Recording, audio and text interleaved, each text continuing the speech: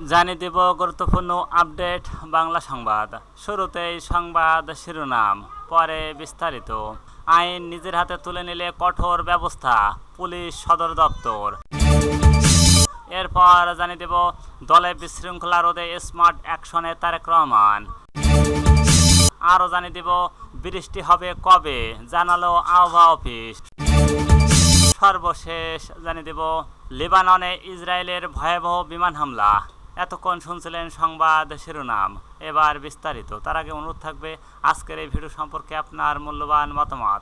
ভিডিওটি ভালো লাগলে লাইক, কমেন্ট ও শেয়ার করে সবাইকে দেখার সুযোগ করে দিন।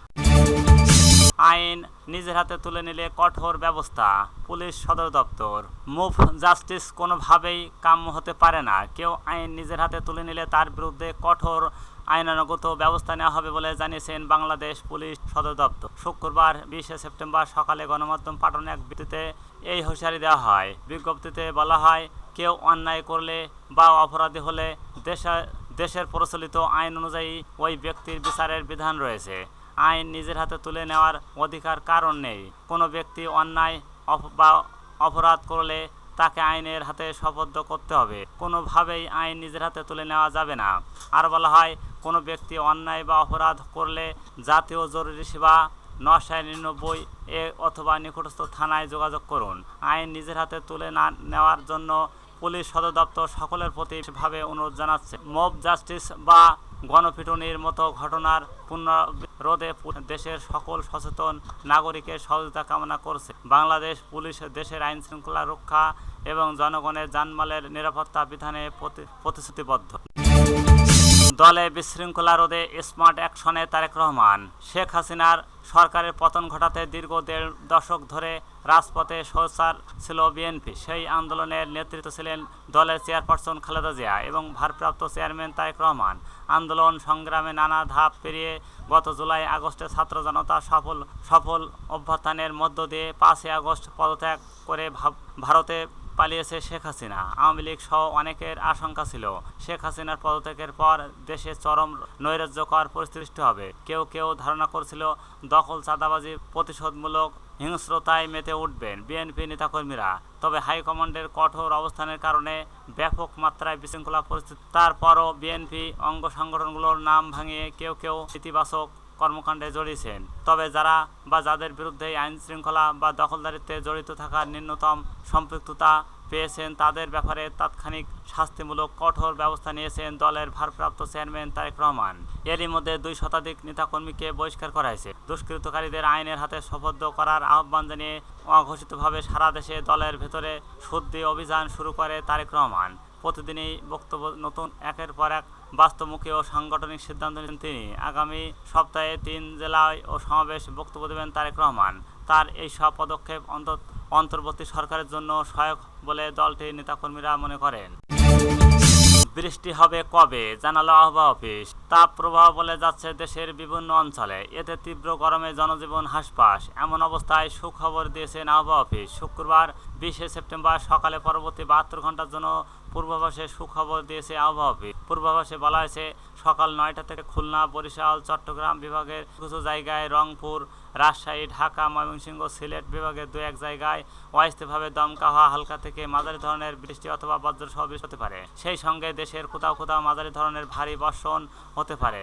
এছাড়া রাঙ্গামাটি, ফেনী, ব্রাহ্মণবাড়িয়া জেলাসহ রংপুর, রাজশাহী, ময়মনসিংহ, ঢাকা, খুলনা, বরিশাল, সিলেট বিভাগের উপর দিয়ে মৃদু তাপপ্রবাহ বয়ে যাচ্ছে এবং তা অব্যাহত থাকতে পারে। সারা দেশে দিন রাতের তাপমাত্রা প্রায় অপরিবর্তিত হতে পারে। পূর্বাভাসে আরও বলা হয়েছে, আগামীকাল শনিবার 21 সেপ্টেম্বর সকাল 9টা থেকে খুলনা, বরিশাল, চট্টগ্রাম বিভাগের কিছু জায়গায় এবং রংপুর, রাজশাহী, ঢাকা, ময়মনসিংহ, সিলেট বিভাগের 2-1 জায়গায় অস্থায়ী দমকা হওয়া সহ হালকা থেকে মাঝারি ধরনের বৃষ্টি অথবা বজ্রবৃষ্টি হতে পারে। সেই সঙ্গে দেশের কোথাও মাঝারি ধরনের ভারী বর্ষণ হতে পারে।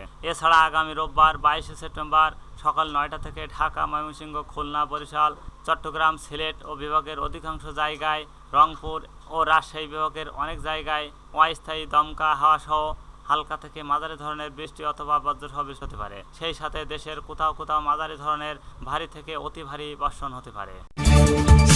লেবাননে ইসরায়েলের ভয়াবহ বিমান হামলা। এক বছরের মধ্যে লিবাননে ভয়াবহ বিমান হামলা চালিয়েছে ইসরায়েল। দেশটির সামরিক বাহিনী জানিয়েছেন লেবাননের দক্ষিণাঞ্চলে 2 ঘণ্টাব্যাপী অভিযান চালানো হয়েছে। এতে কয়েক রকেট লঞ্চের ছোড়া হয়েছে। এই সময় বিভিন্ন অবকাঠামোতে হামলা চালানো হয়েছে। শুক্রবার 20 সেপ্টেম্বর বার্তা সংস্থা রয়টার্সের এক প্রতিবেদনে এই তথ্য জানানো হয়েছে। প্রতিবেদনে বলা হয়েছে, লেবাননের এই হামলা তাৎক্ষণিকভাবে হতাহতের বিষয়টি নিশ্চিত করা যায়নি, তবে দেশটির এই হামলায় মধ্যপ্রাচ্য পরিস্থিতি আরও উত্তপ্ত হয়ে উঠেছে। সর্বাত্মক যুদ্ধ পরিস্থিতি ছড়িয়ে পড়ার আশঙ্কা বেড়ে গেছে। অন্যদিকে যুক্তরাষ্ট্রসহ পশ্চিমা মিত্ররা ইসরায়েলকে সংযত থাকার আহ্বান জানিয়েছে। লেবাননের রাষ্ট্রীয় সংবাদ সংস্থার বরাতে প্রতিবেদনে বলা হয়েছে, স্থায়ী সময় বৃহস্পতিবার 19 সেপ্টেম্বর ইসরায়েলের যুদ্ধবিমান জেজিন শহরে মাহমুদীয় ও কাসর আল আরশ ও বি রকেট জাব্বুর এলাকায় বিভিন্ন লক্ষ্যবস্তুতে হামলা চালিয়েছে। লেবাননের নিরাপত্তা বাহিনী সূত্র জানিয়েছে, গত বছরের অক্টোবর গাজা যুদ্ধ শুরুর পর থেকে বৃহস্পতিবার লেবাননের সবচেয়ে ভয়াবহ হামলা চালিয়েছে ইসরায়েল। এর আগে মঙ্গলবার থেকে দেশের বিভিন্ন জায়গায়